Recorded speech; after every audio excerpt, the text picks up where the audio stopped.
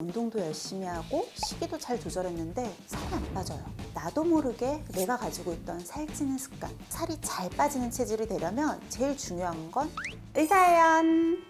살이 안 찌는 습관을 얘기하시면 식습관이나 운동 습관만 생각하시는 분들이 많으세요. 근데 사실 그에 못지않게 중요한 게 수면 습관이거든요. 잠을 덜 자면 피곤해서 살이 빠질 것 같은데 왜 오히려 찔까? 수면이라고 하는 게 그냥 쉬는 게 아니고 내 몸에서는 회복을 하고 세포들이 재생을 하는 과정이라고 앞서서도 여러 번 설명드렸잖아요. 많은 에너지가 필요합니다. 근데 자는 동안에는 우리가 음식물을 먹을 수가 없잖아요. 섭취하는 에너지는 없이 소모하는 에너지만 나가는, 그러니까 가만히 자고만 있어도 살이 저절로 빠질 수 있는 최적의 시기라는 거죠. 자는 동안 내 몸에 있는 장기나 세포들이 이렇게 잘 회복을 하면 내 몸에 있는 호르몬도 그 밸런스가 잘 맞아요.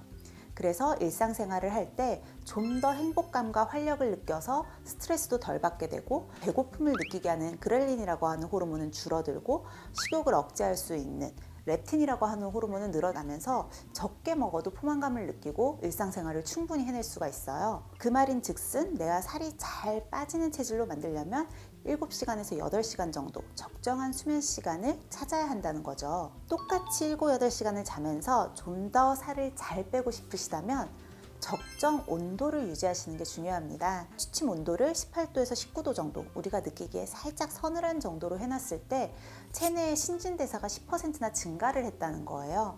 그러니까 체온을 유지하기 위해서 자는 동안에도 내 몸에서 에너지를 내는 세포들이 더 열심히 일을 했고, 그로 인해서 신진대사가 10% 올라가면 소모되는 칼로리도 10% 정도 더 증가했다는 뜻이겠죠. 그래서 따뜻한 온도보다는 약간 서늘한 온도로 해놨을 때 내 몸에 있는 체지방이 더 잘 탈 수 있다는 연구 결과가 있습니다.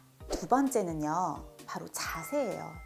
나쁜 자세는 근골격계 통증을 유발할 수 있는데 이게 살까지 찐다고? 좀 의아하시죠? 살이 잘 빠지는 체질이 되려면 제일 중요한 건 순환이에요. 내 몸에 있는 지방세포들이 지방을 태워내는 에너지 대사 과정을 돌릴 때 있어서 혈액순환이라는 게 필수거든요.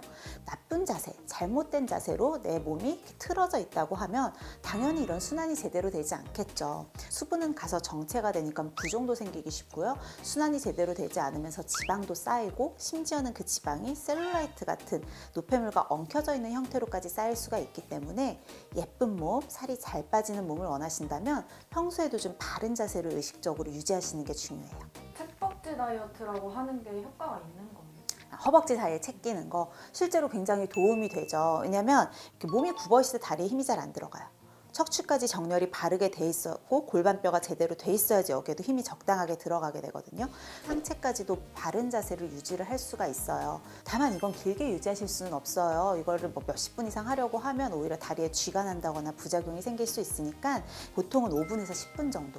대신에 이후에는 쉬신 다음에 여러 번 반복을 해주시는 게 더 좋아요. 세 번째는요, 식사 시간이 굉장히 중요해요. 밥을 먹고 배부르다라고 느끼는 건 실제로 위가 느끼는 게 아니고 뇌가 느끼는 거예요.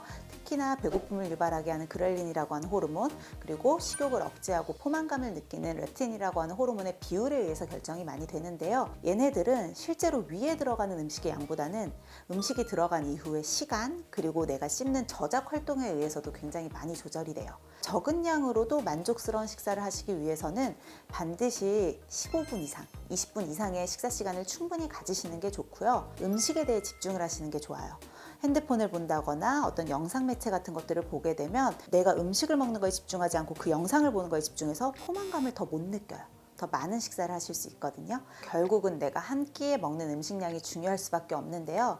제가 실제로 학부 때, 그러니까 의대 다닐 때 저희 교수님 중에 한 분이 제안을 하셨던 게 있어요. 반식하기.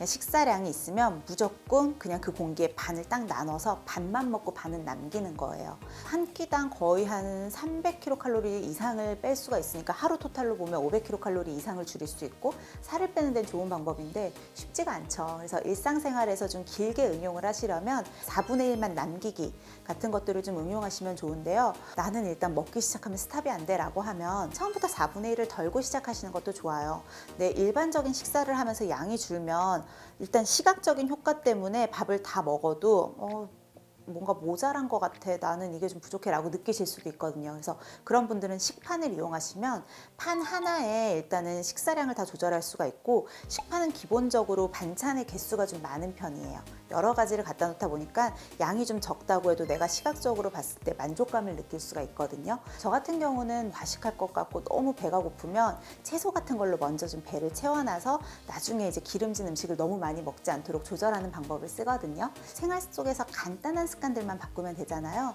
내가 좀 평생 적용할 수 있겠다 싶은 것들 한두 개 내 것으로 만들어서 평소에도 살이 잘 찌지 않는 건강한 체질을 좀 만드시면 좋을 것 같습니다.